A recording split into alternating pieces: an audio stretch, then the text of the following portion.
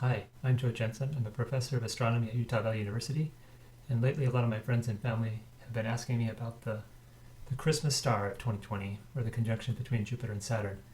And I thought I'd take a few minutes to tell you a little bit about what I know about the conjunctions that took place prior to the birth of Jesus. Now, tonight, on December 21st, Jupiter and Saturn will come quite close together. They'll be much less than the diameter of the full moon, and they'll look like the brightest stars in the sky will be very close together. This is an unusual conjunction. Jupiter and Saturn, they pass each other once every 20 years, so that's not that unusual. But it is unusual for them to come as close as they are tonight. And because it's happening so close to Christmas on the winter solstice here in the northern hemisphere, it's kind of got the title of the Christmas star. But it really isn't very much like what we think of the Christmas star being. So I thought I'd talk about what it is like that's related to the birth of Jesus. Now, first of all, we don't know very much about the Christmas star. What we know is that at that time, people were recording heavenly events in China and India and in the Middle East quite reliably. And there were no records of supernova explosions that would have accounted for a bright new star appearing. That's one of the popular ideas. We know that in the accounts in the Bible, the shepherds were not led to the stable by a star. They were led by angels, angelic messengers. So from whatever happened, it wasn't really visible in Jerusalem, because what we read about is later when Herod and his people were talking to the wise men who saw his star in the east, or while they were in the east. They didn't really know anything about it. So it's clear that there wasn't any huge manifestation that took place that was visible in Jerusalem, at least. So what the wise men saw might have been something rather subtle, or something more of an astrological significance rather than something that was dominating the view in the night sky, like you might have thought of the Star of Bethlehem being. So since I don't know what the Star of Bethlehem was, and it seems to have a lot to do with where you were in the world, let's take a look at the conjunctions, because they might be what the wise men saw that led them to go to Jerusalem. Just because Jupiter and Saturn, the conjunction of Jupiter and Saturn is most on our mind right now, we can start by looking at Jupiter and Saturn and seeing when they had their conjunction in those years leading up to the birth of Jesus. And there was a really interesting one, or actually set of three, that took place in BC 7. And so I've set the planetarium here to be just before sunrise in the year BC 7. And I'll turn off the sunlight so we can see the stars a little bit more clearly. And I'll zoom in here a bit so we can see the ecliptic is this yellow line. That's the line that the sun and the moon and the planets tend to follow. You'll notice that Uranus is there, Jupiter is there, and I think Saturn is not quite risen yet. It will be shortly. And when we see that, we'll notice that it's in the constellation of Pisces, the two fish here. Fish have always been associated with Christianity. Maybe this is one of the reasons why that's the case. Here's Pisces, here's Jupiter right there. And what I'm going to do is turn on time to let us see what happens if you were to look at the planets every morning just before sunrise in the year BC 7, starting in April. And as I do that, you'll see that the stars remain fixed, because I'm holding steady to the stars and I'm letting the sun and the planets move. And you'll notice that Jupiter is moving towards Saturn. Let me zoom in just a little bit more so you can see that here. Saturn's right there on the horizon. So let me see if I can move that up a little bit. Get him up above the horizon a little bit more. And go back to advancing by days, sidereal days, or the stars' days. And you'll notice that as I turn on the time, you'll notice Jupiter, which is this one right here, approaching Saturn, which is that one right there. Zoom in a little bit more and turn on time. Notice that Jupiter makes a close pass of Saturn right there. Now this is about the diameter of the full moon. It's not a really dramatic pass. It's not nearly as close as the one that we're seeing in 2020. But it is nevertheless a pass of Saturn. And then what happens is Jupiter will turn around and go backwards, as Saturn does as well. And it makes a second close pass of Saturn, about the distance of the size of the full moon, again a second time, as they go what we call in astronomy retrograde. Retrograde motion is when the planets appear to move the opposite direction from the regular motion, and that's a perspective effect due to the orbit of the Earth around the sun. Of course, at that time, they didn't know about the orbit of the Earth around the Sun. They just knew that stars went forwards and backwards. The planets, I should say, move forwards and backwards relative to the stars. So it moves past Saturn, and then, of course, they go prograde again, and it makes a third pass of Saturn. So this, overall, was, if I go backwards in time now, backwards where we started from back in April. Okay, let's start again. Starting in May of 7 BC, just recapping the whole thing, we make one pass of Saturn, we make a second pass of Saturn in October, right there, and then turns around and makes a third pass with Saturn around December in BC 7. These weren't particularly close conjunctions, though, but they were significant with Jupiter and Saturn, two bright planets easily visible to the ancient people without any kind of telescope or magnification of any kind. They would have seen this, and seen this taking place in the constellation of Pisces, the fish. So here's the constellation of Pisces, the fish. And the separation between them was about the size of the full moon or the size of the sun. Okay, now let me switch gears a little bit and reconfigure the planetarium for the next significant set of conjunctions. 3 conjunctions that took place between Jupiter and Venus in the years 2 and 3 BC, culminating in 1 BC. These were closer to the time when we think of Jesus as being born, and I think they're also more significant from an astrological point of view. First of all, Venus, which is this planet right here, is very much brighter than anything else in the sky except for the sun and the moon. Venus is brighter than Jupiter. It's much brighter than any of the stars. It's often 10 times brighter than the stars. And then we have Jupiter right there.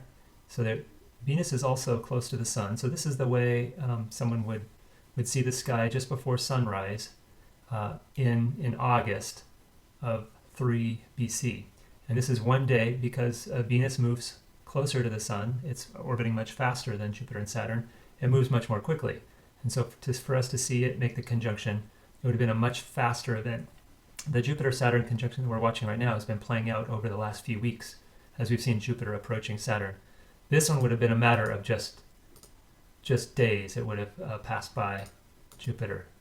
You can get a sense of that this is just 1 day, 2 day, 3 day, 4 days. Right there on Monday, August 12th, 3 BC, just before sunrise, Jupiter and Saturn would have appeared to Jupiter and Venus would have practically overlapped, much closer than the distance that we saw between Jupiter and Saturn earlier in 7 BC. This conjunction is as closer than the one we're seeing tonight between Jupiter and Saturn. And Venus is much brighter than Saturn is, so this would have been a more dramatic conjunction. It would have been in the early morning just before sunrise, but it also has an additional significance, I believe, that's related to the birth of Jesus. This bright star that's located just down from where Jupiter and Venus are is called Regulus. Regulus is from the Latin root for king, or re, and it's in the constellation of Leo the Lion. Regulus is the brightest star in the constellation Leo, and Leo is the lion, which is often associated with Judah. So again, as the conjunctions of Saturn and Jupiter in Pisces may have had some significance with the Christian association with fish, Judah and the king star of the lion would have reminded astrologers of the king of the Jews. Perhaps that association came later, perhaps it was known to the astrologers or the wise men at that time, but a conjunction of Venus, the morning and evening star, sometimes associated with the Savior, with Jupiter, the king of the planets, close to Regulus, the king star in the lion of Judah here, was astrologically significant. Now this was just before dawn. Venus is never far from the sun, and so you can only see Venus in the morning or in the evening. So Venus would have been the morning star when it approaches Jupiter, another very bright object in the sky, brighter than any of the stars. These two things together would have been well over 10 times brighter, more than 10 times brighter than any of the other stars, even the brightest stars like Regulus.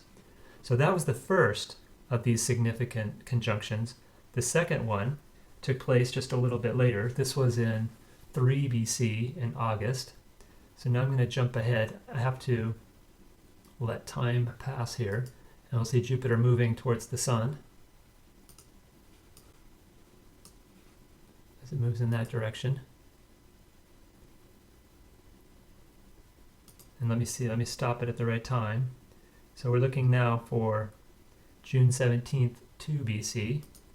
So we're in January. Here's February. It's going backwards in its retrograde motion there. And here is June 13th. And we notice that Venus is approaching Jupiter again, a second time. And right there, it passes, right on that day. Okay, the second conjunction between Jupiter and Venus would have taken place around June 17th. So this is June 15th. You'll notice that Jupiter and Venus there in the center of the screen. This would have been in the evening sky now, when Venus and Jupiter are in the evening sky.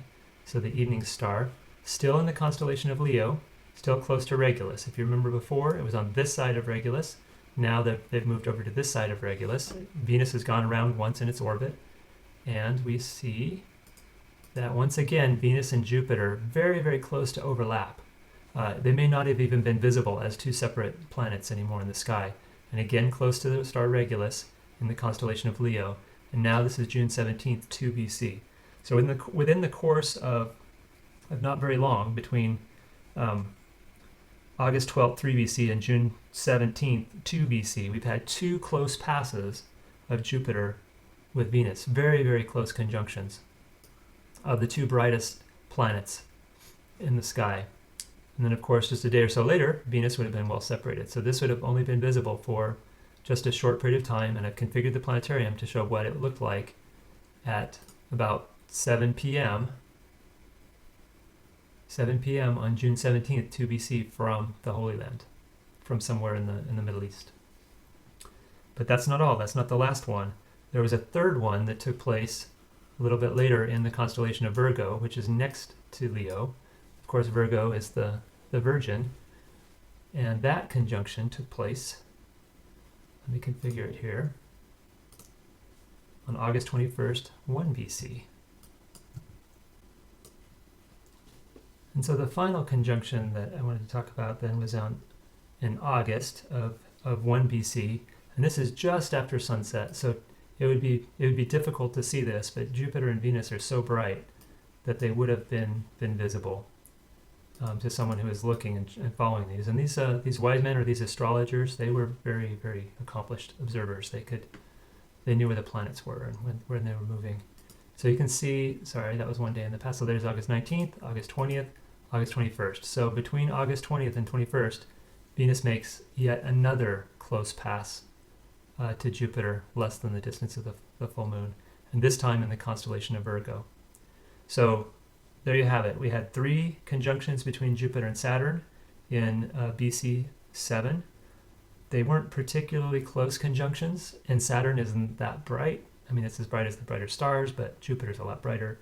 So what we're seeing on tonight, on December 21st, 2020, is a closer conjunction than was observed in BC 7. But more interesting to me personally are the conjunctions between Jupiter and Venus that took place in BC 3. BC 2 and BC 1. And those were the times when Jupiter and Venus passed extremely closely to each other in the constellation of Leo, close to the king star, Leo, the lion, Judah, symbol is the lion, I believe, with another conjunction in Virgo in BC 1. So again, 3 conjunctions with Saturn, 3 conjunctions with Venus in the years leading up to the birth of Jesus were astrologically significant. May explain the motivation that the wise men felt to make a trip to Jerusalem to find out what was going on, and at the same time, nothing so dramatic that perhaps Herod would have noticed. That's about all I can tell you about that, but I hope you enjoy the conjunction tonight. You're able to see it. I hope the clouds hold off. If you want to see it, the best time to see it is right after sunset, between 5:30 and 7 o'clock p.m. After that, it'll be setting. Jupiter and Saturn are very low in the southwest sky. So look for where the sun set and look in that direction. Just a half an hour after sunset, an hour after sunset, certainly not any later than 7 p.m. So good luck and happy Christmas.